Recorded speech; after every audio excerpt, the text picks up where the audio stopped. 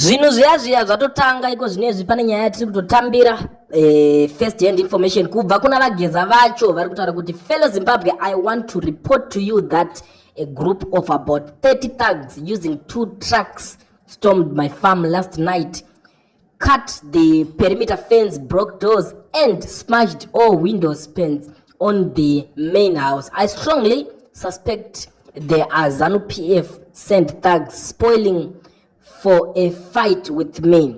I strongly believe legal Ziyambi MP Polite Kambamura and Councillor Freedom Matawa are behind this. I will not be intimidated by kindergartens. Time for action is now. Watch out. Ndo mashoko atiri kutambira iko zvinezvi vari kunzi vakapinda vakanoparadza zvinhu papurazi rava Blessed Geza nekuda kwechikonzero chenyaya yavari kubuda vachitaura iko zvino. Saka takutoona kutoti apa vanhu vaita gurupu remathags, paita gurupu chikwata chemathags.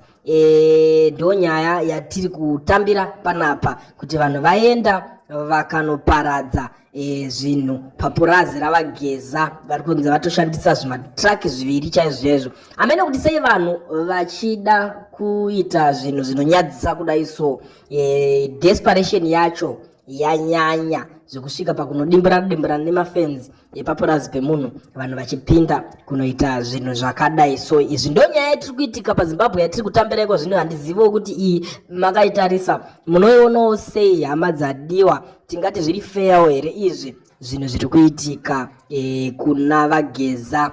Situation yacho iri kuita ichiita tense every day, zvinhu zviri kuramba zvichinja day by day, ende vari kuratidza kunyatsopererwa. Vakambotanga vachimutsvaga kuti vaitewo kusunga, asi iko zvino vakaona kuti kumusunga kwacho inotoriwo imwe nzira inonetsa kana kuti chinotoriwo chimwe chinhu chinotonetsa kuti chinge chichiitika. Ndo nyaya iri panapa takakubatirai panyaya vision, patinokupai nyaya dzese dzinenge dzichiitika kunyika yekwenyu. Kana uchangosvika panapa iri first time, zvakakosha ugare wasubscribe wotijoina. Toramba tichikupai dzimwe nyaya, tichikuudzai zvimwe zvese zvinenge zvichiitika munyika yeZimbabwe.